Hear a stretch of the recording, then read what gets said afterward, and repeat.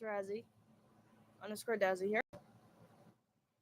I'm here to play. Oh no, not here to play. I'm here to draw some drawings.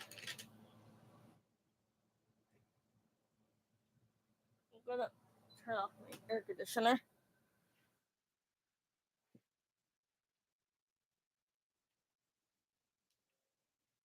Copyright free music.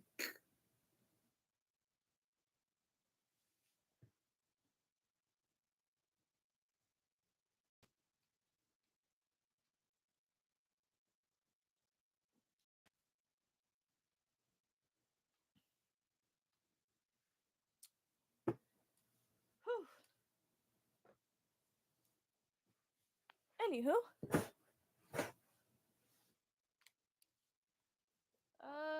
yeah, I am going to show you guys. For people that are new here, welcome to your first ever experience of a chill and relax draw with me live stream.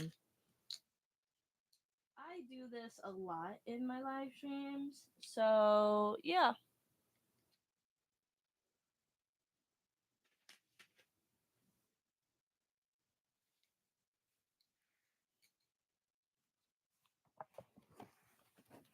So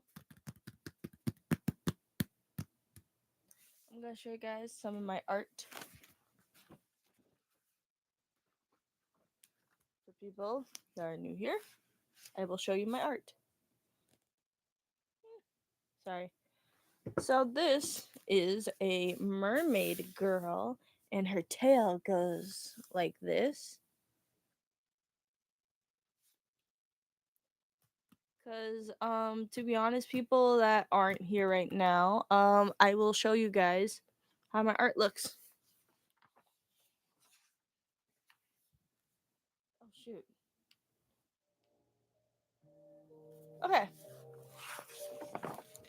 And this is another drawing that is inspired by Don Don. Well, you guys can't see like the full picture. See?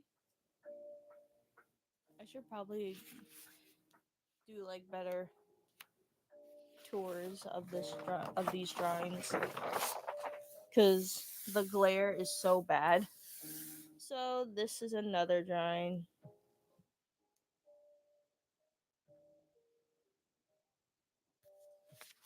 Uh, this is also another drawing that I'm still working on. I might need to figure out what should I need to put on this.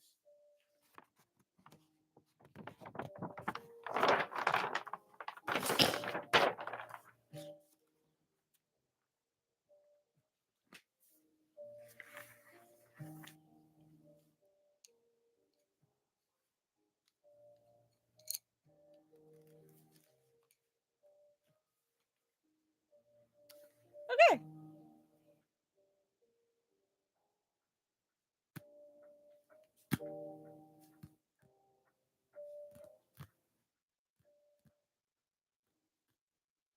Sorry, I got distracted.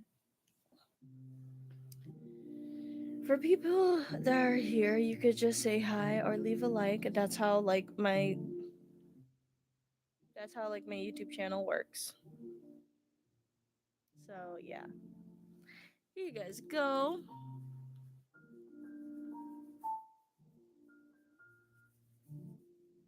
So this is another drawing that I made. I wish I could show it more, a little bit more better.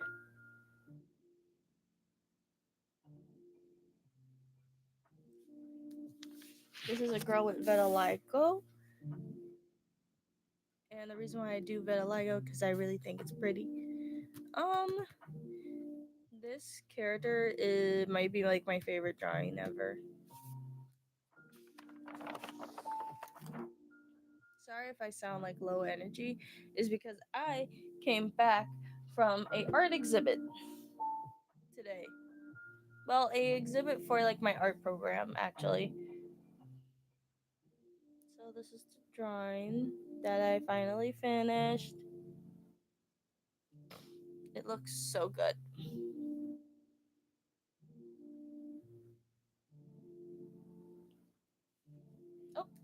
Hello. Now we're starting with this drawing, which has a lot of a mess on here. So yeah, it's a little bit messy, but I got some stuff done. Let me adjust my camera and just tilt this on its side anyway, because we're going to need to.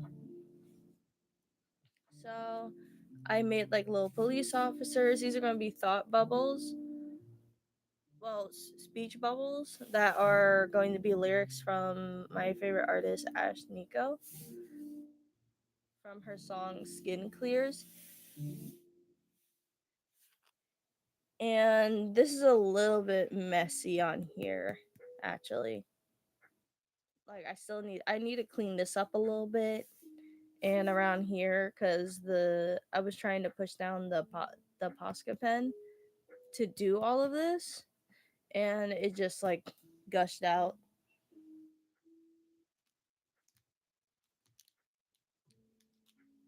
Let's try to fix that right now.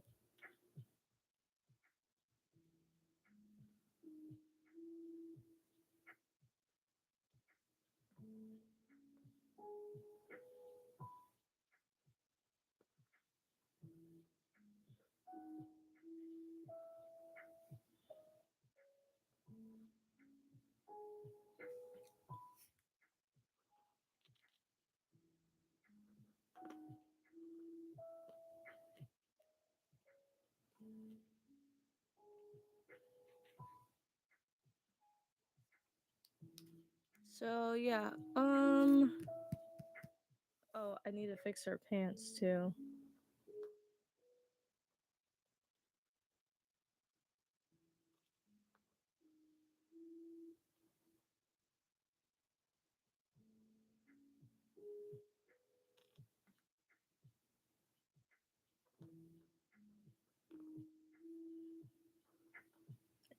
Oh, okay.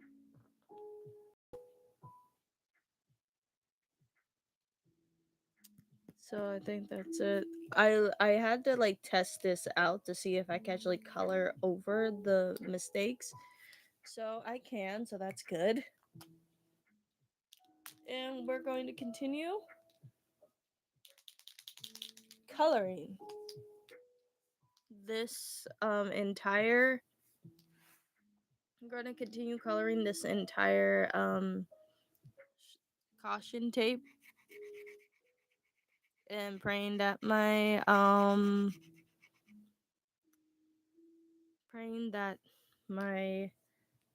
Posca pen doesn't dry out or die out. Because that's why I have these on standby, because it could still look good.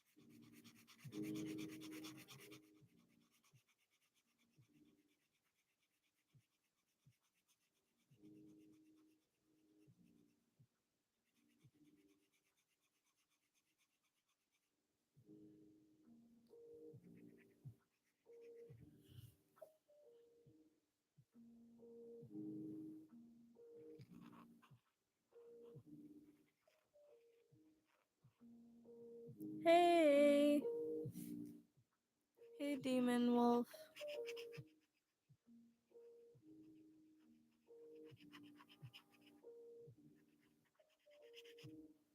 What's. Wait. What's up? I'm here. Nothing. I'm just coloring this illusion drawing. Yes, the character is naked, but she is covered with caution tape and she killed her own lover. And this is inspired by Jessica, like Who Framed Roger Rabbit, and a little bit of my favorite artist, my favorite singer, Ash Nico, and one of her songs from her new album. Her new album, I think it's called Trinket or something. I don't know, but she has a new album.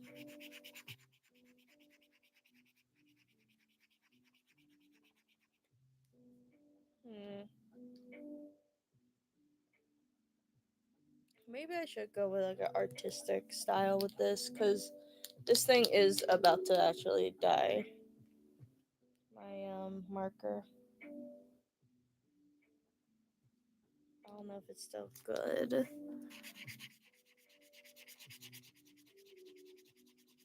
Yep. Okay. It is out. I have to find the top. What happened to it? Oh, I lost it. I lost the top. What happened to, oh.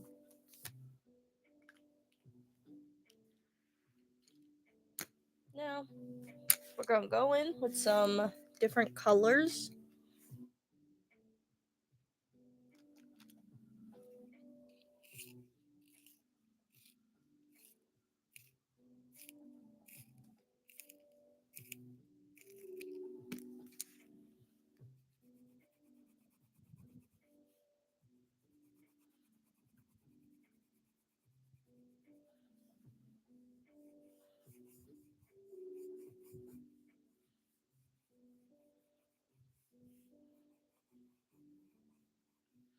To make this look seamless, gotta make it look like it's drooping.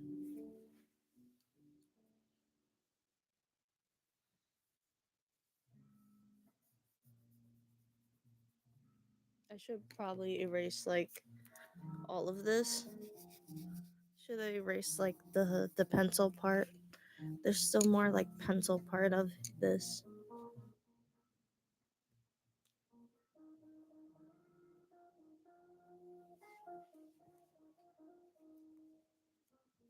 Gonna erase the parts where it needs to be colored in, especially around here.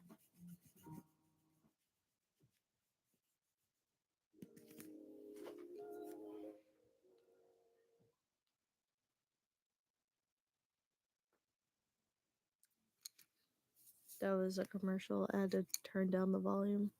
This is a weird looking yellow.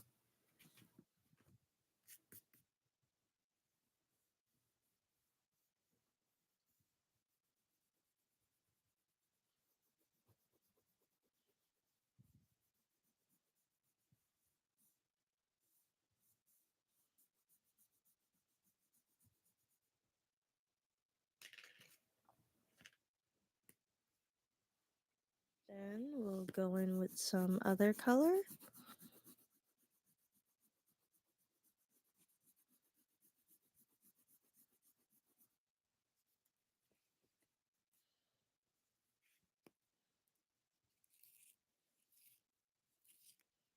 If something goes wrong with the vision, you go with the other plan. Try to look for colors that will go with this. A lot of people aren't here yet, just me. Yeah, I think that was like only a one-time thing when I was playing Honkai Star Rails. But I am gonna play Honkai Star Rails again.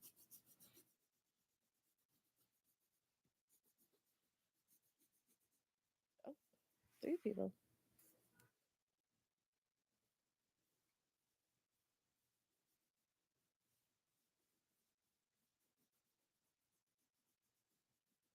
And if everyone's curious about what I'm drawing, I think like the way the drawing looks is supposed to be different. I am surprised that this I'm surprised that I haven't gotten in trouble by YouTube yet. But the character is covered, so it makes sense.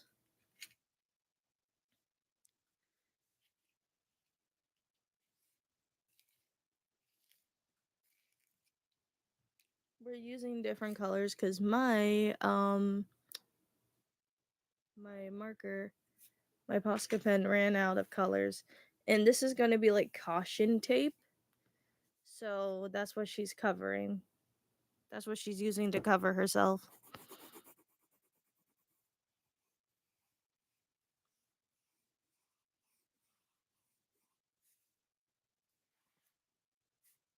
Sorry for anyone that's having a hard time trying to see me color this. This thing is like really big, so I can't fit it in screen.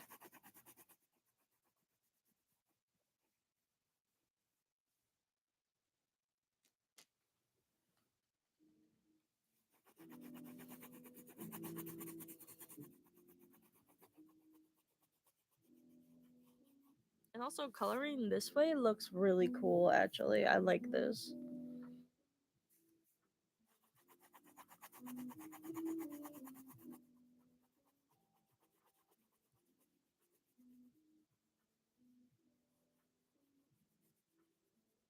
How I do the gonna show you guys a little bit more. So I basically just color it in to make it look like it's blending in.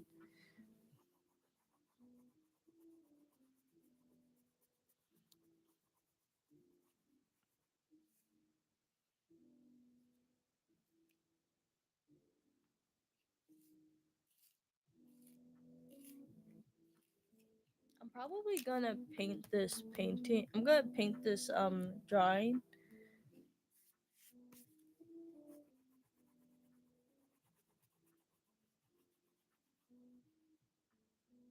In another drawing, like in a painting, so it'll look really cool. Oh, you had to test it out? Okay. Yeah, I'm just trying out something because this is more like based on, oh my gosh, the birth of Venus or something. I forgot that painting's name. Wait, I think I probably gotten it right. The birth of Venus or something. But I wanted to go with something really more different.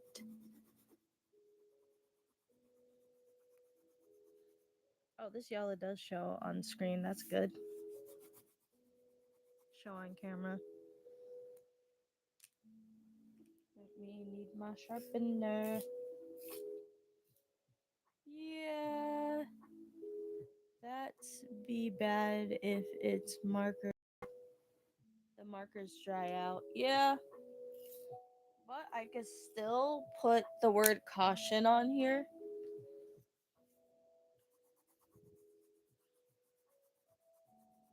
So that's good.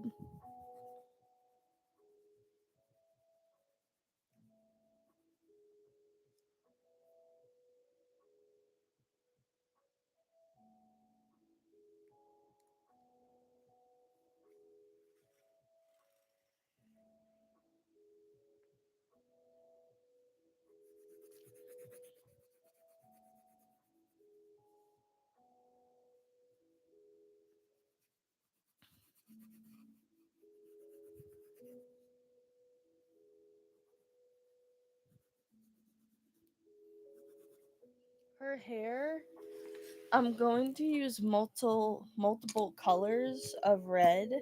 Well, multiple colors of like brighter colors and mix it everywhere in her hair in each individual strand.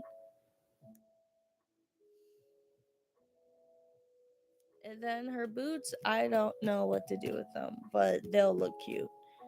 I want to match her eyeshadow, so I'm gonna do that. Gonna do that right now, actually.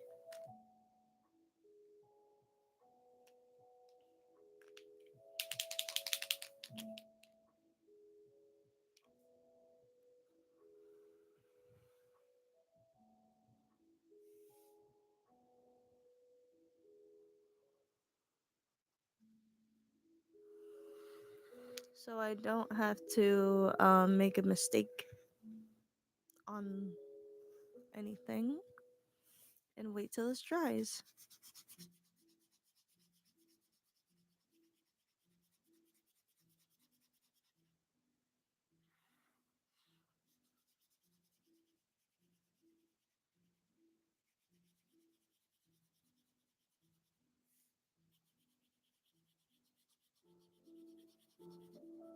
Mm-hmm.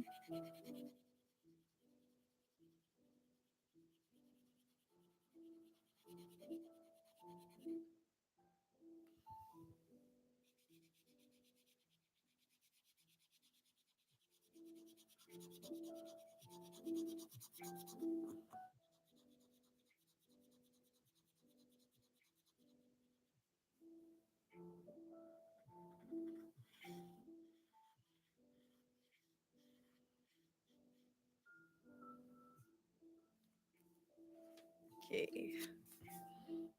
The reason why I'm a little bit low energy, I just came back from my art program's little art fair that they had.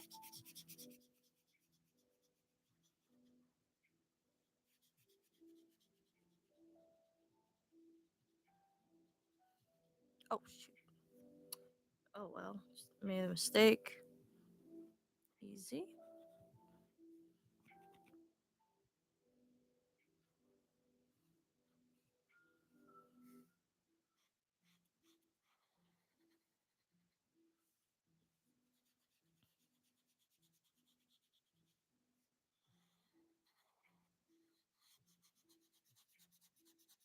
So I'm a little bit tired.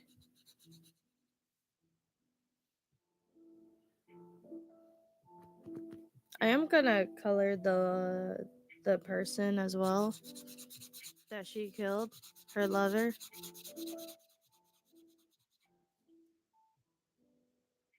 Oh, you went to the art fair? Yeah, with um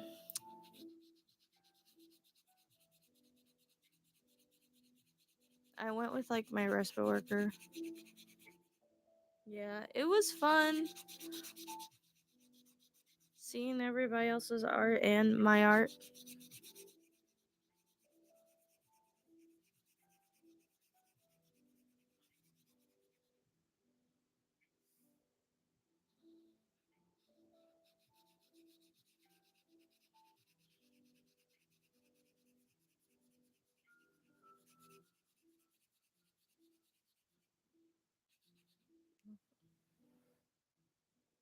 Oh, cool. I what? Oh,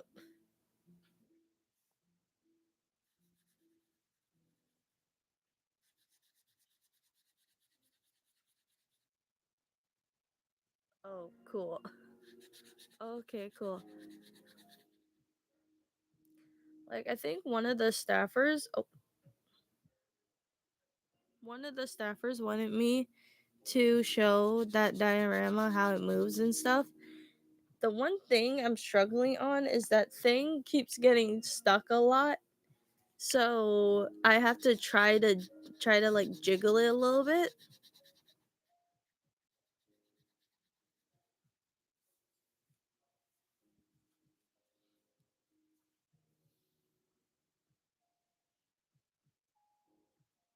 And the reason why it's getting stuck is because the sides have glue on it a little bit, like a little bit of hot glue.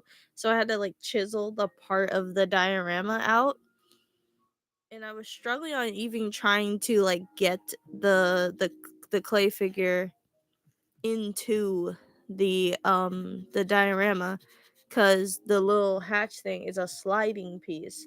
So I had to slide her in. I have to literally take off her head to adjust it.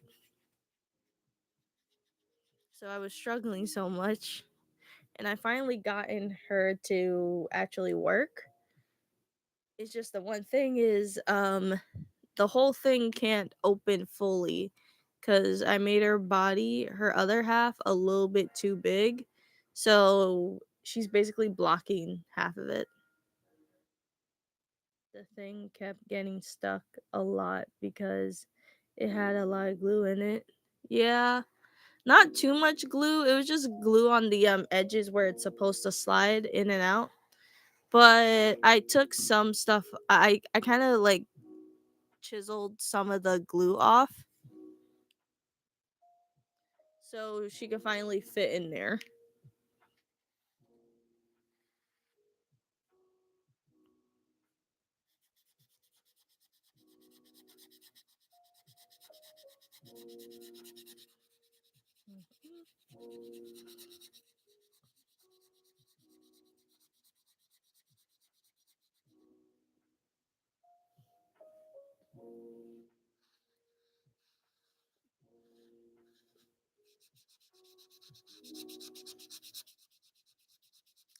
Oh, let's talk about the Amazing Digital Circus. Has anyone saw episode 8?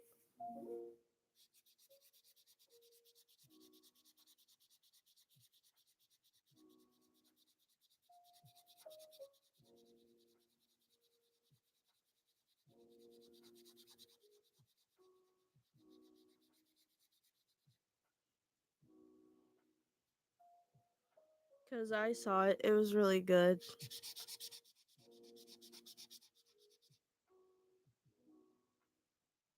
Yeah. I watched it. It was just insane. Oh my gosh, I forgot his name. The guy with like the chatter teeth and he has the eyeballs. It was crazy. They deleted Kinger? No, no, not Kinger. The ringleader dude.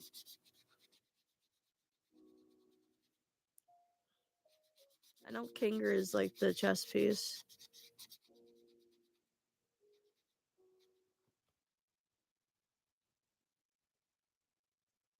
Canner? Canty? King?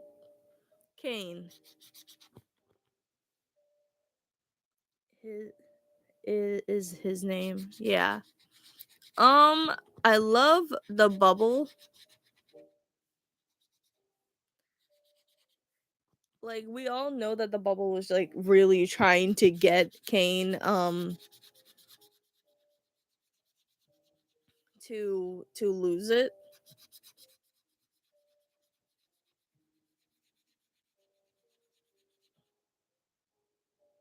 I was not expecting Kane to die at the end there. Me neither. Like I get it that Kinger did it by accident, but I'm more like curious about why Bubble started um antagonizing Kane.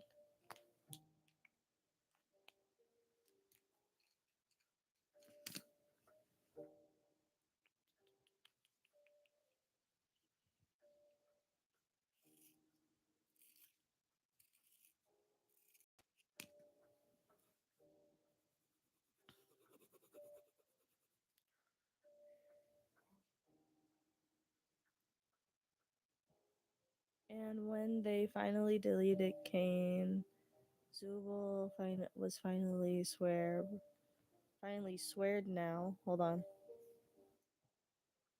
Finally sweared. It probably made them all. That means they all can. Yep.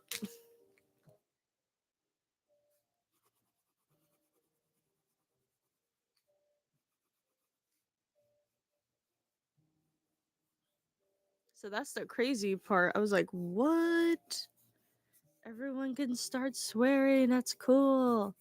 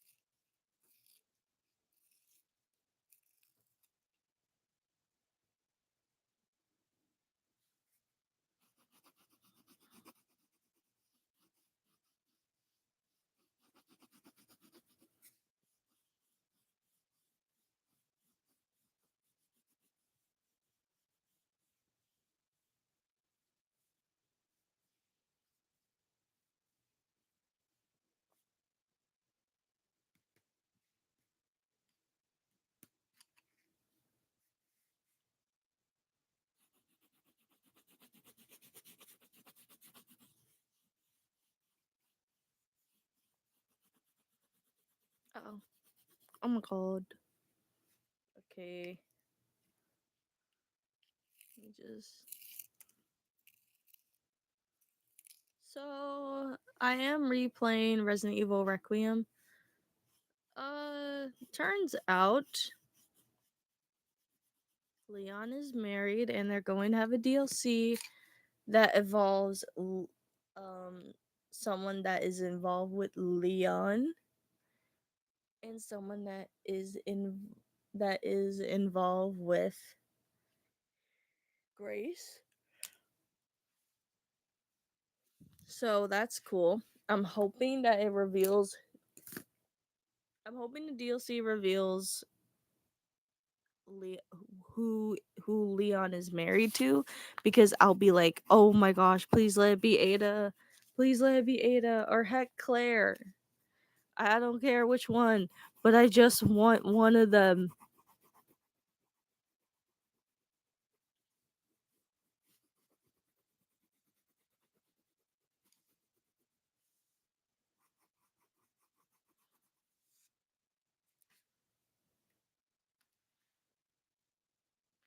And that conjoint, that conjuring.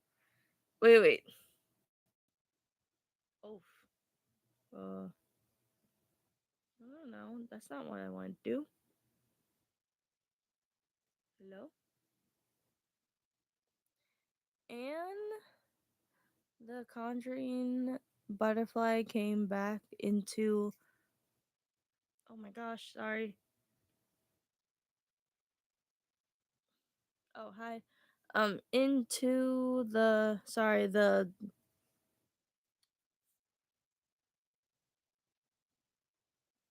Into King.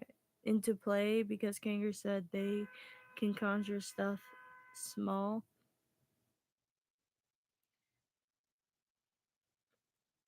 Small degrees, that how Pomni conjured up the exit to get in the office to the computer. Oh, that makes sense.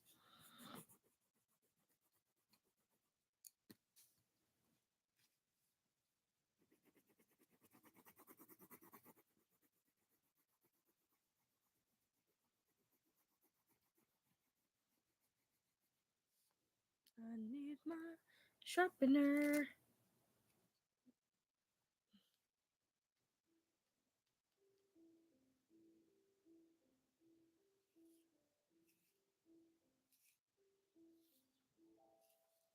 No new news for Gachiakata.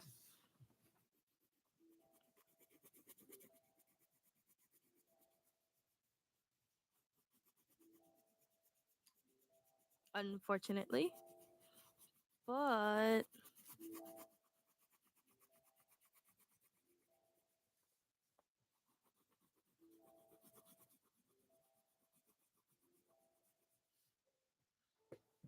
finally I am done with the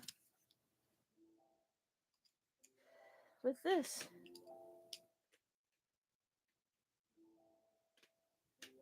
With the caution tape, actually. I'm done with it. Oh, yeah, and I was not expecting Kane to have magical numbers. Oh man, no news for Gachiakata. No, except for like that the release date for the manga to continue. So I guess we have to wait until then.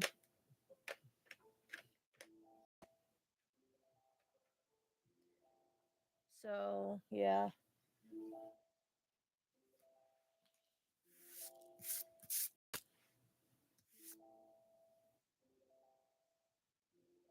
I what?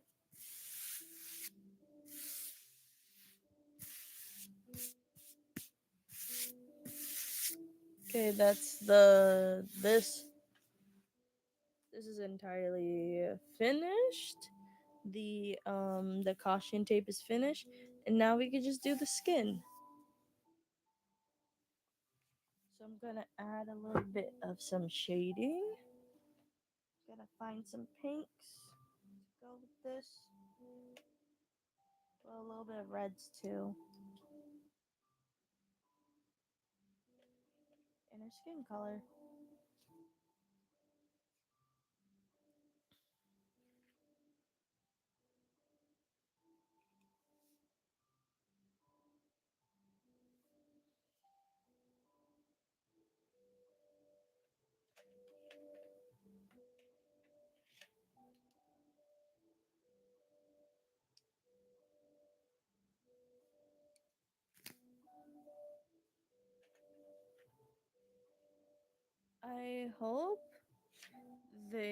I hope they reveal who Leon is married to.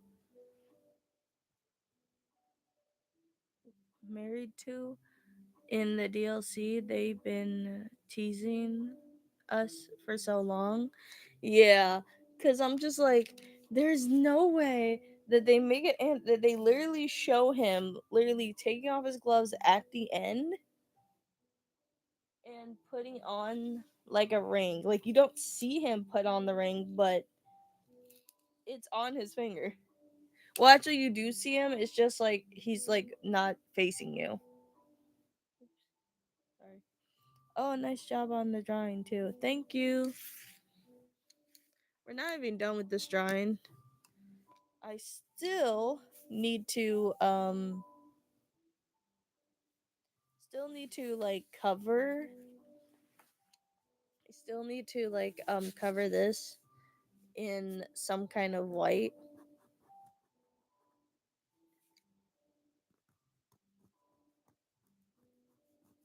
Maybe I should use the white pencil because I haven't used that one. Probably gonna do that off screen.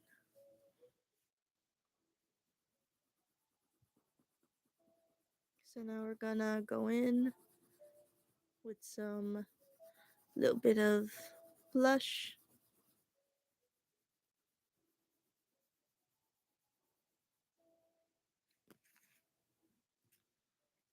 Time for blending.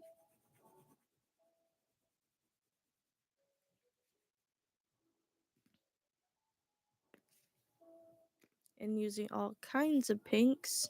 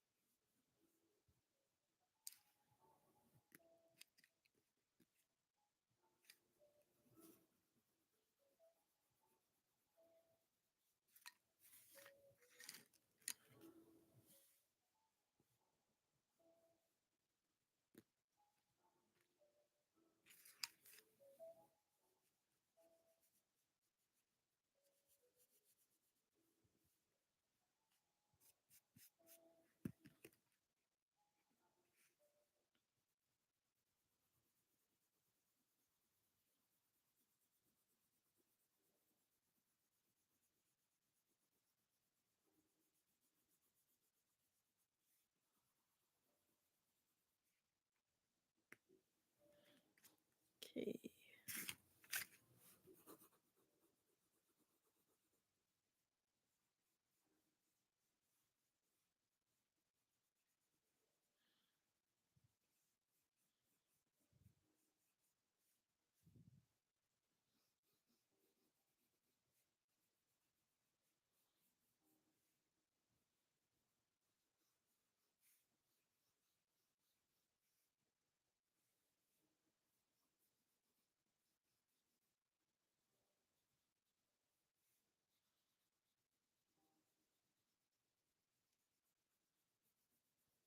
This is how we make like little flush colors. This is how I actually do it though.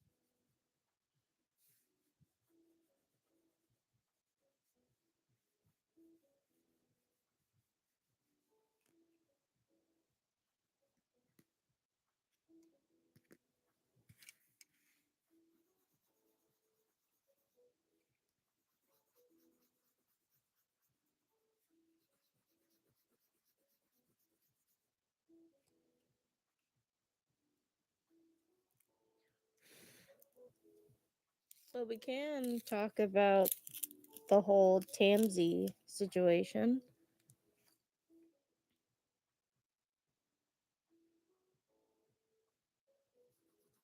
Tamsy being the bad guy. Spoilers for people that haven't read it.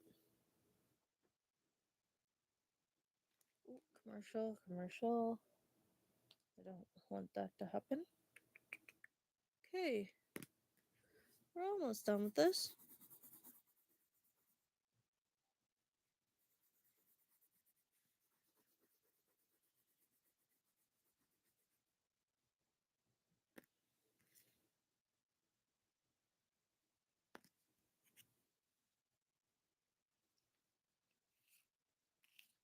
This ain't gonna be a long live stream because I need to get my sleep and then do the next video for Weathering Waves.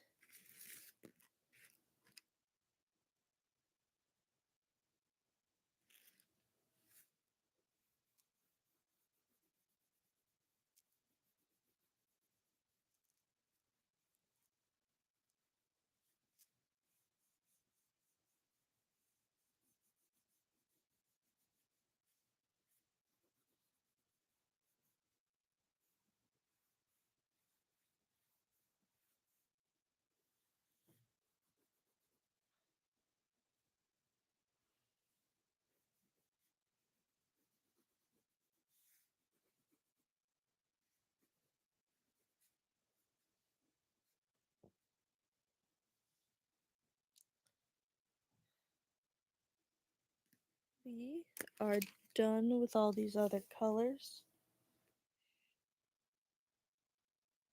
Oh, hey, sorry I'm late. Oh, it's fine.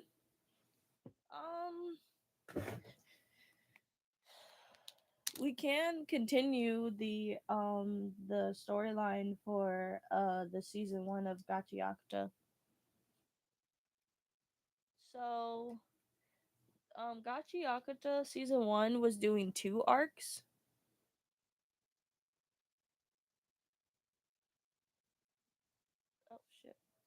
I don't know what's going on with my the scrolling for. I have to keep like scrolling up for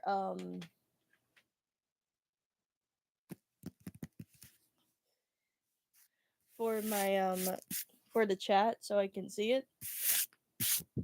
Well, Michiro, Muchiro, this is your first time going seeing my draw with me videos, and I'm doing like a illusion drawing. This is how I actually color. I basically layer on some colors to make like little highlights on where I want like certain parts of the character to shine to get more redness. So this is how I do it. And then I go in with like a regular tone and blend all of that together.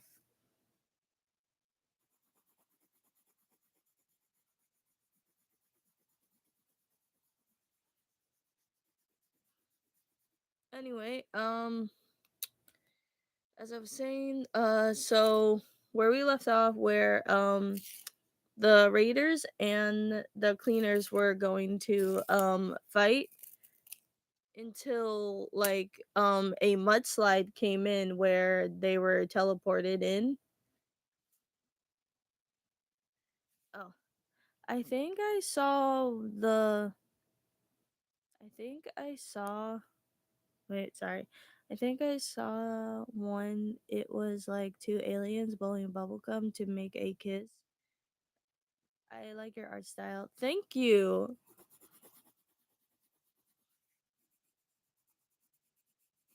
Thank you so much. Took me a while to create this art style. Well, it took me years to create my own art style. I did had to copy like some other people's art styles, but I know I was just only doing it for fun. I never like posted that it was like mine. I never usually post those ones at all. But they were more like practice to see if I could find my own art style. And then I did find my own art style. Anyway, as I was saying, um I do have like background music. It's just I really don't want to try to get the commercials to play because they will copyright me. And they were like all of them were like flushed away in like different areas. And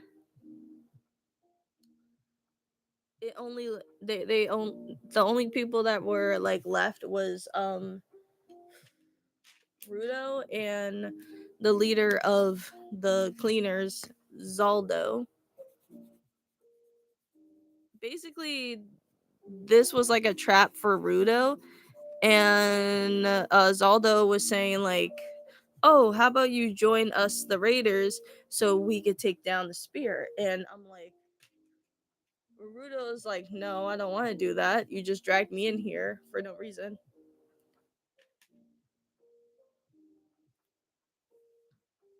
And he's like, no, why would I want to do that? You just dragged me here for no reason, right? So he's saying, so like they were just like talking the whole time, and Rudo doesn't even know what to do because this is the first time him trying to.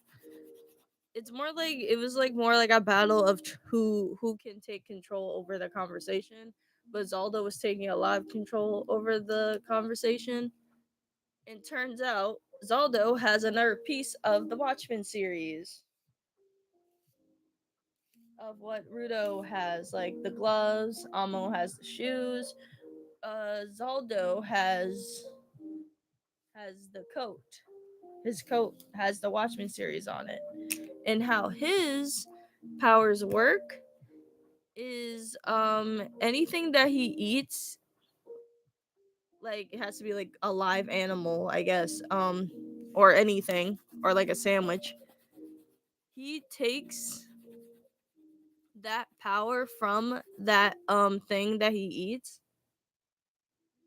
and get strong. The one downside that happens to him is he gets marks from like he gets like these weird markings on his face.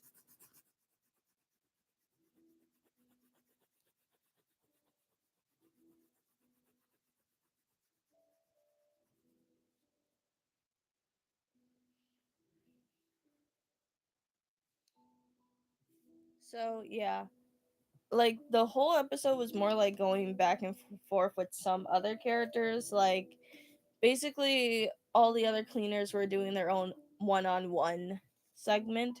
So I'm gonna start with Rio and this chick named Norde.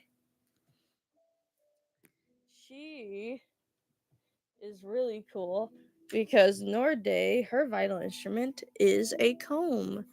But the crazy part is not only her comb is her vital instrument, her hair is also her vital instrument as well. So she basically transforms the comb because the comb is plastic. She combs it down her hair and she turns her hair into an electric weapon. And Rio is like kind of screwed in this because she's in an unfair advantage because her scissors are made out of metal. So metal, electricity, you get the idea.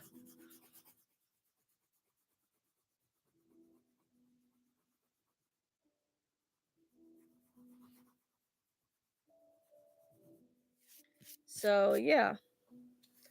And then what else happens is basically they're fighting and fighting.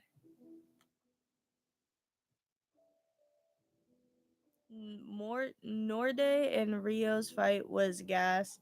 Yeah, it was really cool. Like they were fighting, so like Rio was just like, you know what? I can't fight you. I can't fight with my scissors. Let's just square up with like hands. They were fighting the whole time, and Rio is like, yo, I seriously cannot fight this girl. I cannot take her down. So Rio basically she pulls out a gun and shoots Norde in the shoulder, and Rio reveals, "Oh, I got this gun from my last job." And basically Norde basically um connect the connection and realize that turns out Rio used to been a assassin. So, yeah. The reason why she doesn't use her gun is because Engine told her to never kill anybody. So, she was just not going for the vitals, obviously. Like some fans thought that was like a cop out, but I'm like it kind of makes sense because like even if like Rio didn't use her gun, she would still she would still have like this problem. Like she would still not like win. It will just take forever to even win because they'll just be fighting over and over.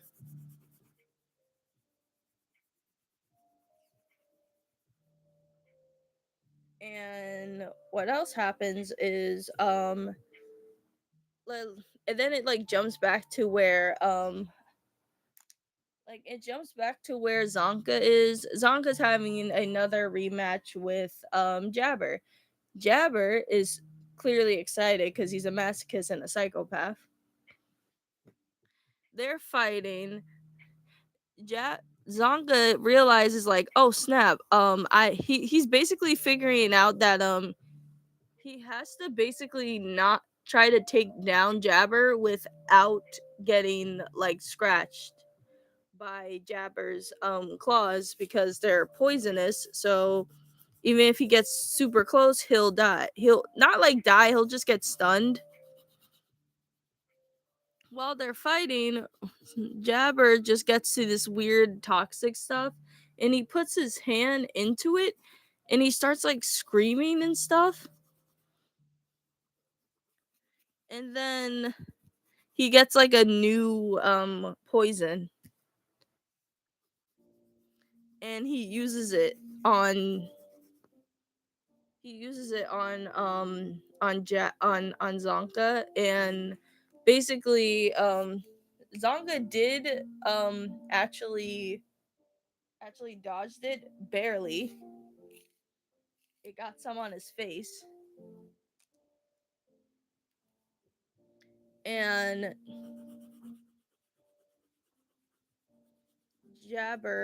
they're basically still fighting. So Zonka basically decides, hey, but basically flips that entire toxin stuff that Jabber put his hand in, like basically picks it up from the ground because it's in the ground, and he flips it over on him, and Zonka, like Jabber's like on the ground, basically crumbled a little bit, and Zonka's like, "There's no way you went down like that." And Jabber comes out with his claws, and his claws just evolved into something that has his name on it. Like basically his claws gotten bigger. They basically extended. So he gotten more claws, but they're really big. So basically Zonga has more of a harder time to even dodge him because his claws have more of a longer reach now. So they're fighting and fighting until Zonka gets gets cut in his leg, and he's like stunned a little bit, and then he basically sort of dies. He doesn't actually like die. I think he just ends up being in a hallucination because apparently the poison that Jabber stung him with was actually a hallucination poison. It basically slowly kills you by hallucinating. Like you're still hallucinating, but you're basically getting poisoned at the same time. So we basically get like a jump start to Zonka's backstory. And his backstory is kind of cool. Um Zonka is a nepo baby. He's like he's in like this elite rich place. So you know like the cleaners have cleaners. There's another faction in the Gachiakta world that are like police officers. Um they're called the Hell Guards. They basically take down humans that are take down people that uses their giver powers for bad. They can't technically use vital instruments because they don't like the cleaners or people that are givers because they rely on their they rely on their powers too much. Well, basically, they rely on their vital instruments more than their like wits and stuff. So basically, it's more like jealousy less than actual hatred.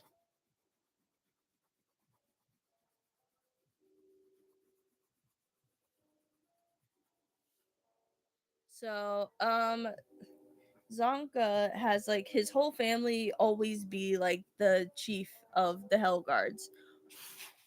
So he went to this fancy school. Like a lot of people, like he went to the school and he was like top of his class, but he had to literally earn that actual thing. He didn't use his nepotism to actually get into like becoming the chief of the Hell Guards. And the next day, like it basically is like a flashback. So the next day some new girl comes to his school, and she's like a poor person basically. She's like a slums because the school that Zonka goes to is with rich kids, with snobby kids. Hello, I'm from the Star Rail stream. Oh, hi. Welcome to the Let's Draw with Me live stream. We're just drawing this drawing that I have done. I'm still like coloring it, so we're just talking, and I'm talking about like Gachi Yakuta, this anime that I'm still watching. Well, the anime, the season is over. I'm just waiting for season 2. But I am reading the manga though.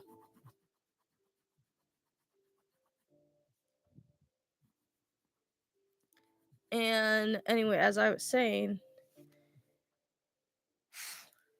the what I was about to say. Like everyone's like giving her the stink eye, like, oh, she's from the slum. She can't be that good. She's that good. Wait, slipping? Do you simply what sample? What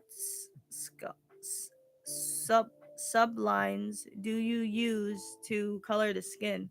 Oh, I use Prismacolor color pencils. These ones are really good because they blend in with like any color you use. Because these ones are really good. I like using these for like basically any color I want to use. And how I do this is finding I pick up different colors. Oops, commercial. I use different colors to shade the ends of the parts that I want to be like red around and stuff. And then I blend it all in.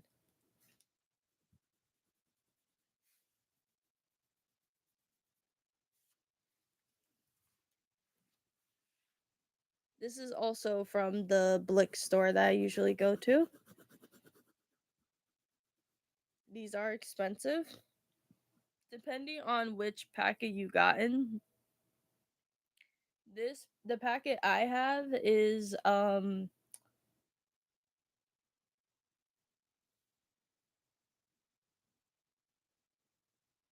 I'm trying to show the yeah, Prismacolor pencils. They're really good. I use Posca pens, markers. I don't use alcohol markers that much because they seep through the paper. I gotten those pencils weren't on sale, but I got them for like at least $50 or $70 for like a small pack. Cause the other large pack is like 100 and something dollars. So I didn't get that one. I'm probably gonna get it for my birthday or something.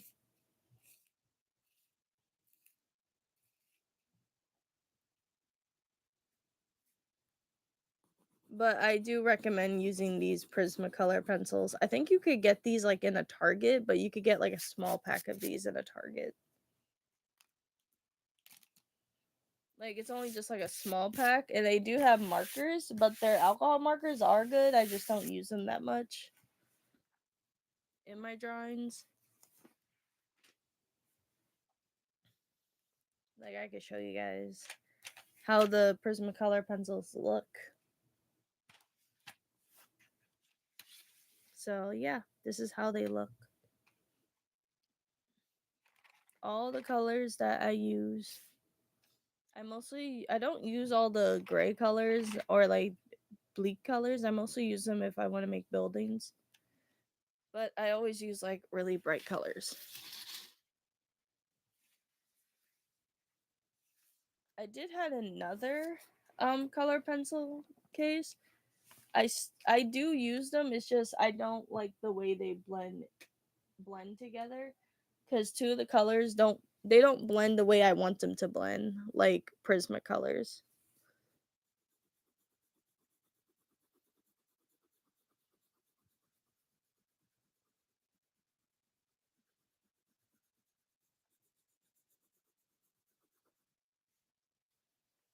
Ta-da. See? Anywho,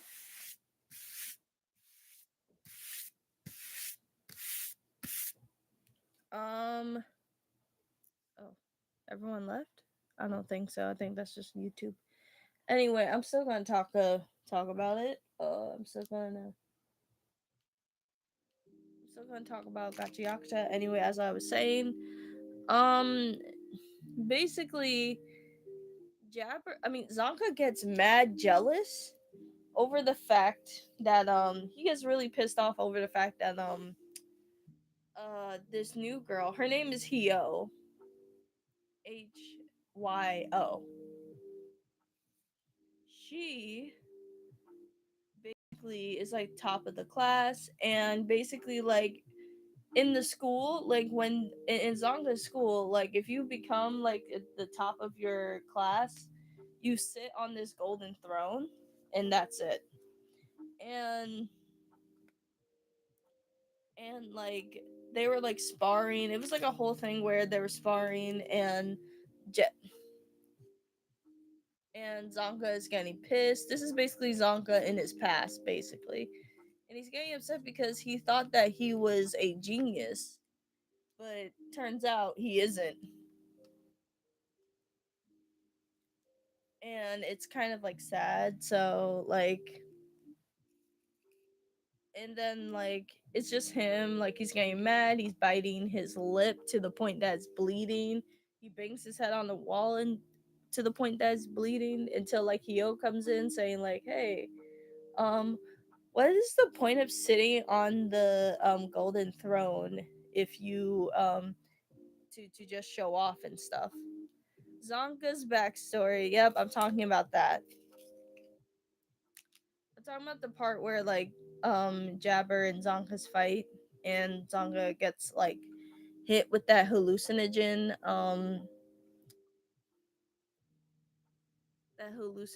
poison.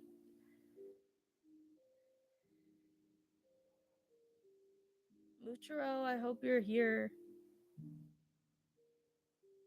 I'm still talking about it. So anyway, as I was saying, I kid you not, um I'm here. Okay. I think it is just YouTube being weird because it keeps saying I have like 0 people here and stuff.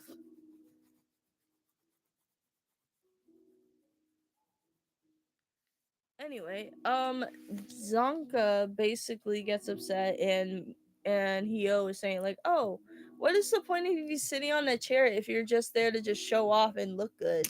It's just a chair that you sit on." Basically, she doesn't care if she sits on it. Like, um, why YouTube is being weird? Me, I don't know. Um, turns out like basically like like Zonga does mention that his sister his sister became like the top of his class and became a Hellguard. They She just never sat on the chair. I guess she felt the same as Hio did. Like, what's the point of even sitting on it? I agree with Hio. What is the point of sitting on it? You get nothing from it. And basically, it fast forwards to the next day of when the whole class has to pick their own weapon. Remember, the Hellguards don't have vital instruments, so they have to use regular weapons.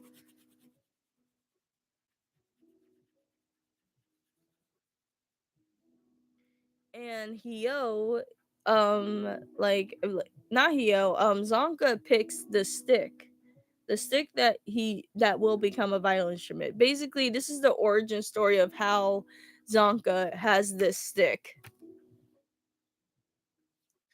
And he picked up the stick because he wanted to look like, oh, oh, picking a stick was might be a cool thing because why isn't it why is it be in this pile of weapons, right? Turns out that stick wasn't even supposed to be in the pile of weapons. It was just a stick that they forgot to throw out. Zonga picks up the staff and his weapon, and people made fun of him. Yeah, they made fun of him for it. Even the teacher was looking at him like, "Yo, what the hell are you doing?" And then Zonka a went to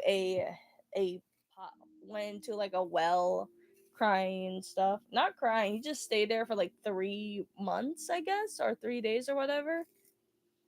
Until like a um engine and a young um Rio is in there, like talking to him and saying like, hey, instead of being like a genius, how about you be an average Joe? Maybe an average Joe is more better than a genius. Maybe you could prove that to me. And then Zonka decides to climb out of there, and it switches right back. It goes right back to where um Zonka is getting up and saying like, "Oh, I'll show you what an average Joe can do instead of a genius." Turns out that was also a hallucination. Turns out Zonka was still down on the ground and Jabber was just emoting, dancing around him and just making fun of him. Well, basically just saying like, "Oh, I got the job done." He's dancing around, just basically it, Zonka is still hallucinating, and to the point that he just started like hysterically laughing, and then Jabber just like, "Oh, you're laughing? Let me have fun too." He literally lays down right next to Zonka being paralyzed, and both of them just laugh and laugh. And then Jabber says like, "You know what? That's enough. Let's just grab." I'm saying that, but like it's not like, well, technically Zonga did get some hits in for Jabber. Like he broke his ribs, so he broke ribs. So Jabber's a little bit hurt, but I don't think that's actual. Like I don't think he cares about that because he loves the pain.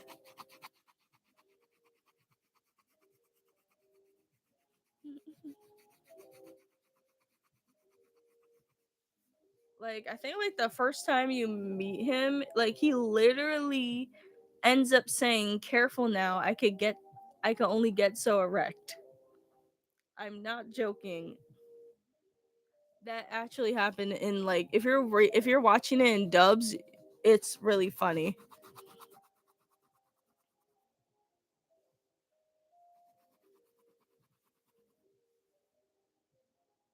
Yeah, I was like, okay, he's a little bit of a masochist, but a little bit of a freak. Okay.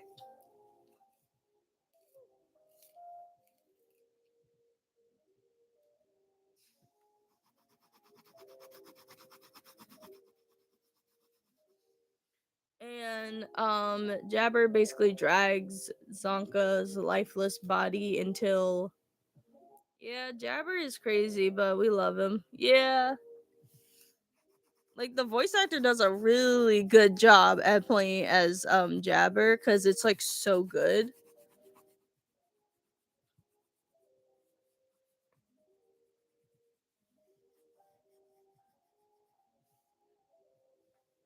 And what happens is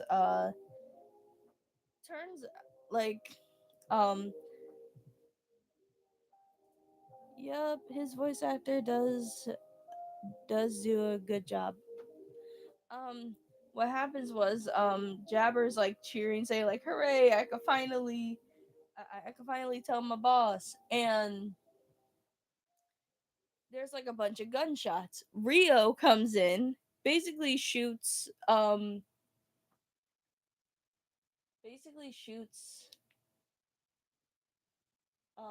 what's her name? Basically shoots Jabber several times, but not so much to the point where she hits his vitals. Like she's basically avoiding the vitals technically. And Jabber, I'm pretty sure Jabber is just like it's Jabber. I'm pretty sure he's fine. So Rio grabs Zonka, and that's it. And now the anime cuts to where Engine is. Engine is just doing nothing because he's trying to get this raider named Fu. And Fu is my favorite. I read the manga. We'll get to Fu. Fu does have a vital instrument,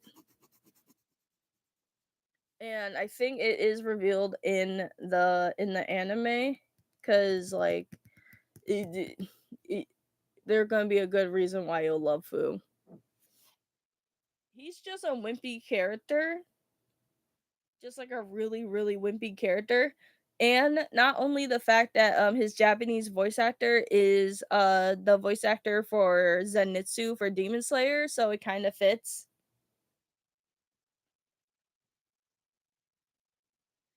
And like Fu is like basically like he can't actually function without orders. He needs someone to order him to do something so he could fight. So basically that's how he triggers his vital instruments. Someone needs to order him to do that. He can't do it by himself. He tried to like he's basically telling Engine, "Yo, fight me, fight me, fight me." And like it's like going crazy and stuff, and like, oh, I love Zenitsu. That's and besides on his based on his personality and seems fitting. Yeah. It's so crazy because like they're just like having a like talking, and Engine is like, "Nope, I don't want to fight you. I want to find my friends." And like and like Fu is like hiding behind this cupboard, and he's just like saying to himself like, "Oh, this guy is really cool." So like he just wants to get in a fight, but he basically is telling Engine to hit him first, so he doesn't need to hit anybody. So he doesn't need to like so he doesn't need to get any orders. So that's it. And then it cuts to Deer and Bro. So Bro talks to this other guy named Boondis. His vital instrument is hands. He basically has this prosthetic arm that is filled with other different prosthetics that he has, and he can actually control all of them. And they're all different arms that are like different, ones with sharp hands, ones with like that are like basically different. But he doesn't use his vital instrument yet. Like what's his face? Deer is getting impatient, and he's just like, "Yo, I don't want to do all of this and stuff." And then Boondis is like saying, "Hey, can you tell me about your boss?" He's like, like clearly Deer, I mean Bro doesn't know what to do, cuz he's trying to like de-escalate the whole like situation, because Deer is getting impatient. And like the whole thing just felt like comedy, and then they decide to fight. And well, actually they didn't decide to fight, and then it cuts to Gita. Gita isn't fighting isn't fighting anybody. She's just following a cockroach that she found. She's just doing her own thing until she sees this giant egg thing with like these vital instruments and disembodied hands with like cleavers in them. Cleaver stabbed into the shaped egg thing. And then cuts to what's his face? Rudo and Zaldo. They're talking about everything, and then like they're talking about like stuff about like groundlings and stuff, and how yeah, their conversation between Bundis was funny. Yeah.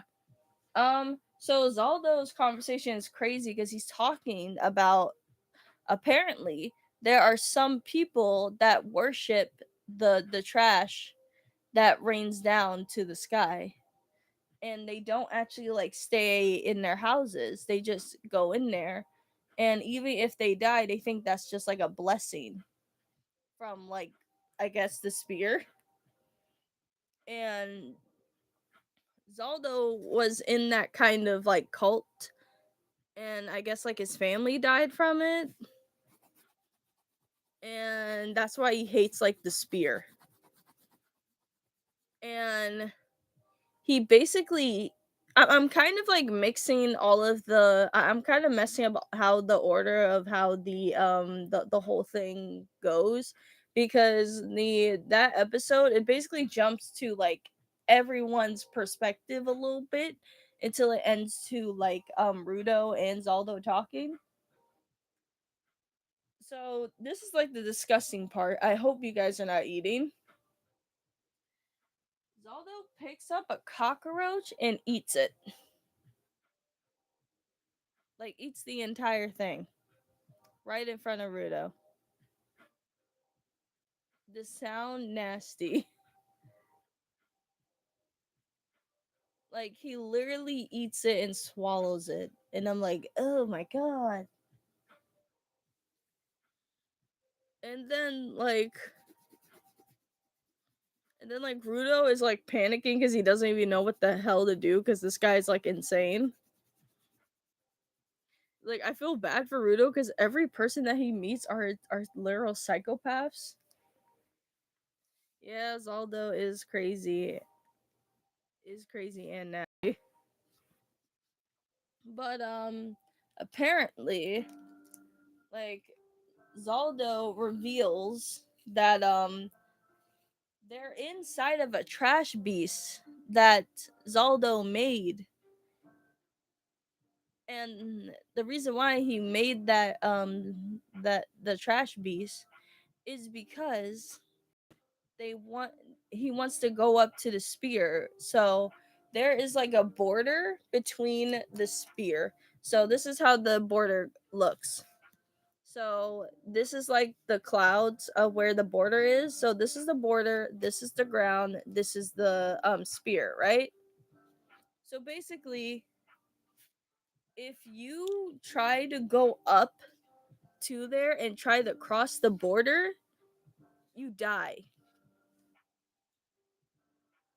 You basically die because there's no way to cross that border. And Zaldo is basically testing out, like, oh, let's try to cross that border. Let's see if we die or live. And um no one knows that they were in the trash beast. Gita was literally with Zaldo and uh and Rudo, because she was just doing her own thing. She was hiding, and she was saying like, "What? We're inside of a trash beast? Are you kidding me?" She was just doing her own thing. She's just like did nothing the whole time. And until like the trash beast decided to move, and she got like knocked out because she fell. And Zaldo and Rudo were talking, and then like they were like basically Zaldo picked up Rudo because they were falling too. And Rudo was just saying like, "Oh, you're just lonely and you're a loser and you don't have any friends." So I'm gonna stop like right there for a little bit, and then go. I'm gonna jump to let's jump to uh what's her face, Katoni, the girl with the manhole cover. She could basically teleport. Her vital instrument is the manhole cover that she has is a portal, but she needs like dark light. Basically, she needs like darkness to actually make it work. And it's kind of like basically where whatever places that she been to, she could also use it as a she could also like teleport to those places. But she also can like look through like the portal to see what's going on. So yeah. I kid you not. Um she wasn't even doing anything. So it's kind of like Kaner from the Amazing Digital Circus. Oops, sorry. Amazing Digital Circus only goes sane in the dark. Yeah, but if Kaner did portals, made portals to go everywhere in the circus. But her manhole cover, I don't know her backstory, but I really want to know why is her violin instrument is a manhole cover? Because everyone else's violin instruments make more sense. Hers makes no sense at all.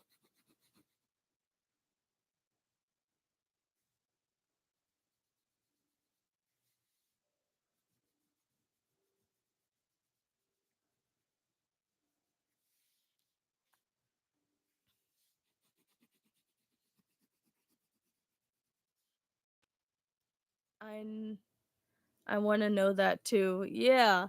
Cuz I'm like, how are you this attached to a manhole cover? Cuz the giver's powers are basically how like basically the objects that they're super attached to and they take care of basically becomes their weapon and they get these giver powers. It's just like how close is how is she that attached to a manhole cover? I really want to know.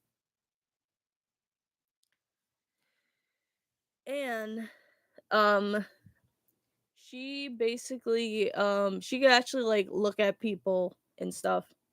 That's it. And also teleports. And what happens is basically basically it goes to where root where it basically pans to the episode pans to Deer and Bro, and Boondis says like, "Oh, we're inside of this trash beast."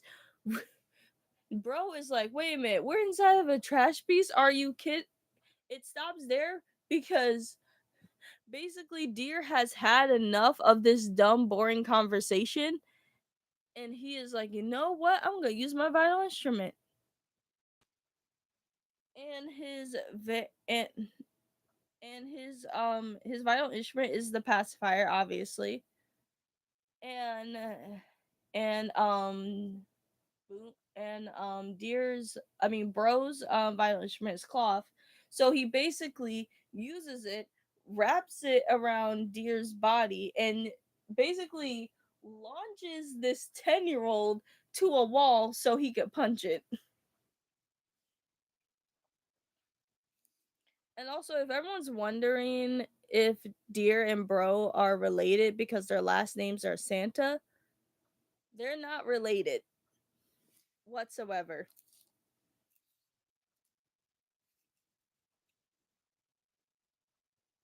It's just like Deer is just super close to Bro. I don't get why their names are Deer and I don't get why their names are Santa, and I don't get why his name is Brother Santa and Dear Santa.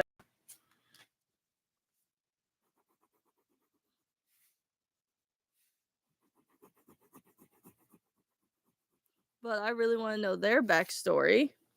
So they're just basically punching a wall because it's kind of like, oh, this is a trash beast. We can actually break through this. We can actually break free. And I know that I talked about the pollution and they need to wear like a mask. They were confused about how they can breathe in the trash beast because the trash beast is made out of trash and it's clearly polluted. I like them too. I like them and Gita. Yeah.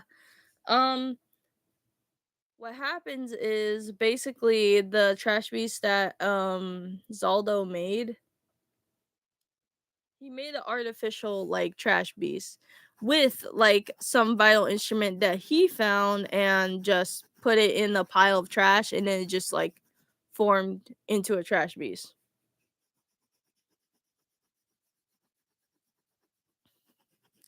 And like basically everybody doesn't have no like signal so they can't like contact the can't contact the view the other cleaners and the supporters and stuff. And basically and then it cuts like they're basically like basically deer is punching the wall, like keeps punching and punching and punching until he absorbs that he basically absorbs the power from him punching the wall over and over again until he blasts an entire hole through the wall. And then both of them start fighting until like well basically they fall and they fall into a car. A car fell into them and they're inside of the car and they're trying to like drive it the whole time and it's like super super silly and crazy until like they finally found like this little tunnel thing to go into. And Deer is just like confused about everything and he's just like I don't know what's happening. He's like literally just doesn't. He's basically just has like the face of just like I just want to go home. And and then it cuts to where Fu like Engine and Fu, right? Fu basically blabbers saying, "Oh, we're in the trash beast." Engine freaks out saying like, "Huh, we're in the trash beast? Are you kidding me?" And then like he basically just says like oh you can actually get out of this trash beast. So like basically Fu wouldn't stop like pestering Engine to fight him, so Engine basically and faced what's his face Fu, and he turns his umbrella to his unbreaker. And he basically like shows it off and then he dips. He basically faked out like he was going to fight Fu, but he really wasn't. And then Fu got all disappointed and turns out like Fu just like is literally whimpering and crying the whole time because he sees like he basically followed Engine, and then Engine and Deer no Engine meets up with Deer. Well, they meet up together because Engine found a way to get out. And Engine is like, "Yo, why are you with this raider?" I was like, "No, that's not how it works." And turns out their communicators are working. Semiyu is talking, and she's like, "Yo, can you just y'all?" Like Engine is like trying to act all cocky and cool, and I'm like, "Bro, like," and what's her face? Yeah, Fu is so sad. Yeah,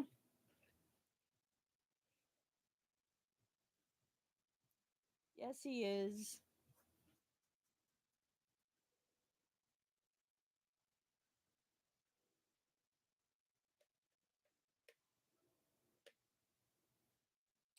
Trying to figure out which color I should use.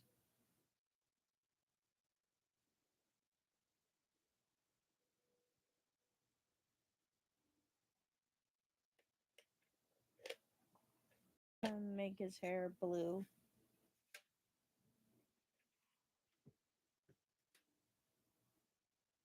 And make his skin color this color for the boyfriend.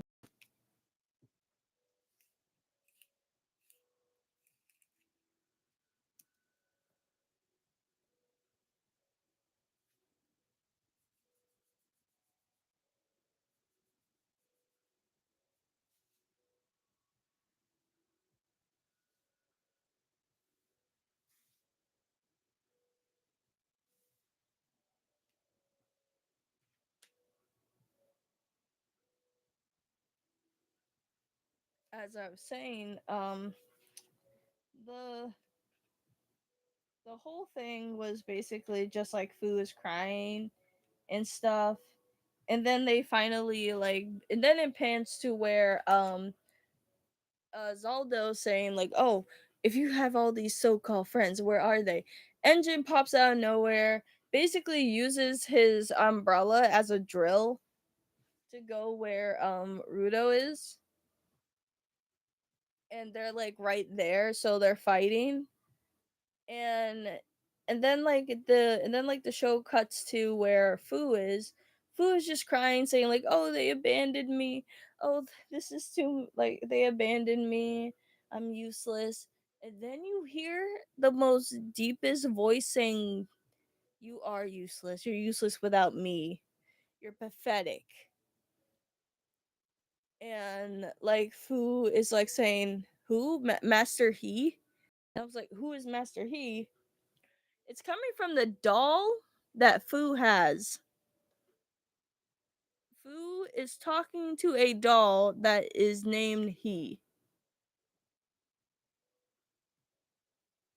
And if you're wondering how his name is spelled, it's actually Hii.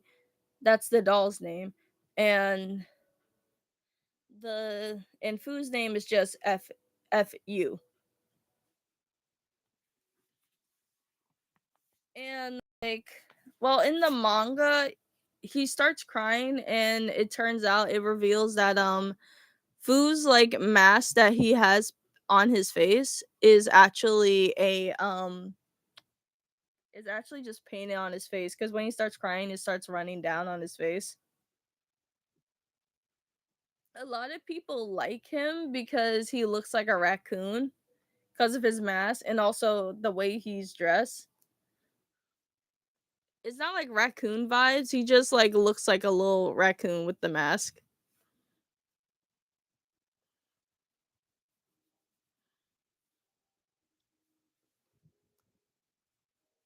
I even gotten like this little raccoon beanie baby so I could dress it like Fu because Fu's actually like my favorite.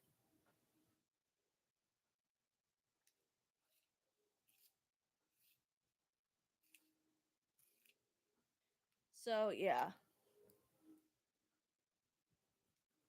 And then what's his face?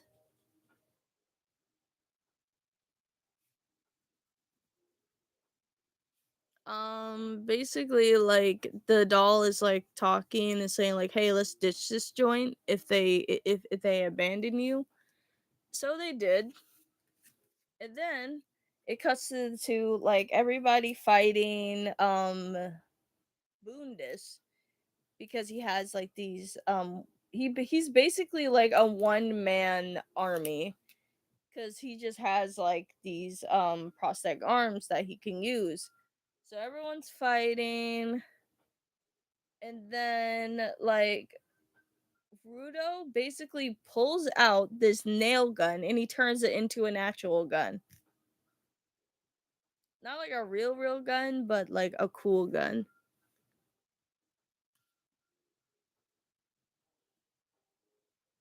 So it's like really cool. And I was like, oh my gosh.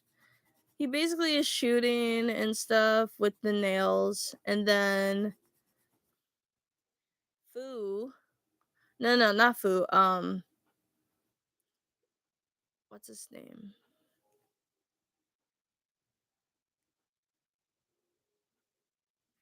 What's his name? Like Zaldo is just like doing nothing. Cause basically it turns out Bundus reveals that he's basically a rookie. He's a newbie. He's the newest recruit of the Raiders. He's just like and like bro is like, no way you're a newbie. You're super powerful. So yeah, basically just they were fighting until like Rudo uses because they're not going they're not going for Bundes. They're going for the core. that the trash beast has, because the only way they can actually kill the trash beast is by getting that core that is over there. And what happens is basically um basically basically like Rudo is like trying to stop the bullets. I mean, trying to stop the hands.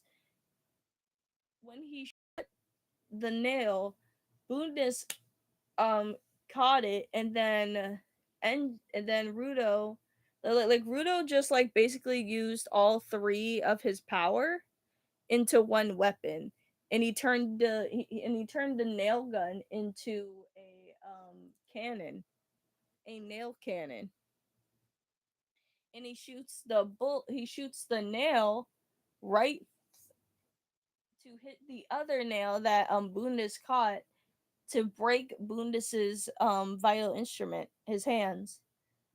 And then like Rudo gets all like sentimental because he broke something that was somebody else's.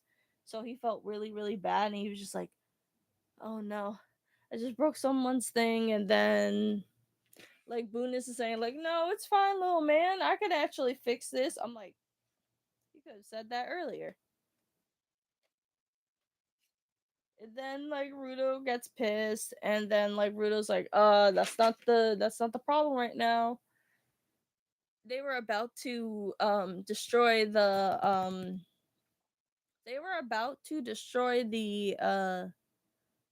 core in the trash beast, inside the trash beast, right? They basically Then like Norde comes out of nowhere with her hair all like electrified, and she's like, "There's no way I'm going down like this." I She basically uses all her power, cuz one, she can't use all of her power, cuz if she uses it all up, it will fry her hair and she'll just be bald. And also she'll be like she'll basically like have no like strength left.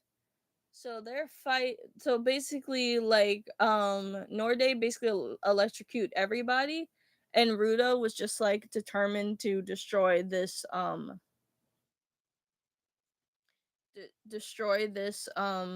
core. And Norde's like, "Yo, what well, why are you doing this? Why are you doing this?" Like basically, "How are you moving? Cuz you're supposed to be stunned, right?" Rio basically is like freaking out. It's like, "Oh my gosh, how's she still alive?" The craziest thing is she said like, "Oh, I wish I should have killed you back there. I should have had killed you back there so this wouldn't happen, right?" Basically, Rudo was finally going to use like the last part of his vital instrument before it like disintegrates. So how let I'll explain a little bit more of how Rudo's gloves work. He calls it 3R, which stands for reuse, reduce, and recycle. So basically, he uses the vital instrument, and if he uses it to its fullest of what it's supposed to be used for, like the object's role of what it's supposed to be used for, to the extent, and it basically goes away. It turns into dust. It basically served its purpose, so now it doesn't need to be existing anymore. So that's why Rudo needs to have like three weapons on him.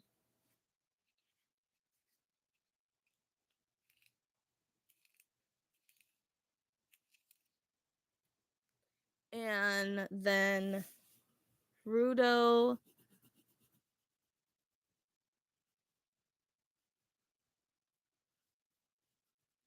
then Rudo decides to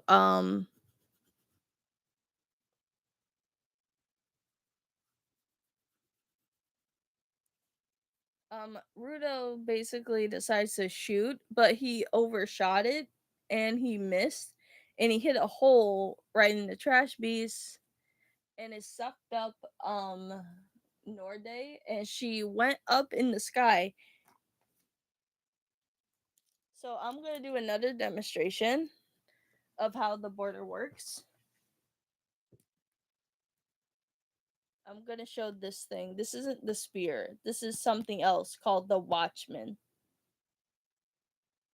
There's this giant being that is in a fetal position in the middle of the border, and basically, this is Norday, right? She's up in the sky. Let's just pretend that she's falling, like basically falling.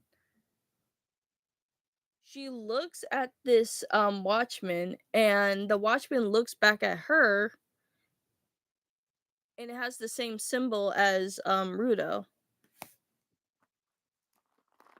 and the same scars as Rudo. I'm gonna like show how the Vital Instrument logo, the Watchman series logo, is supposed to look like.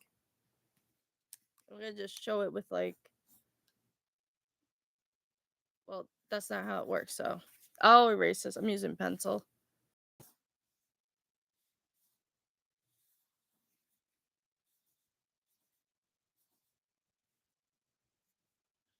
Oh shoot, my batteries are about to die. I'm gonna end it here. I'll talk about it in the next video tomorrow. Um, let's just say the Watchman is basically killing people to drop them down. That's what I was going to say. Anyway, for anyone that's here, don't forget to like and comment and subscribe. I'm gonna end it here before my batteries literally die. So yeah. See you guys in the next one tomorrow. Bye.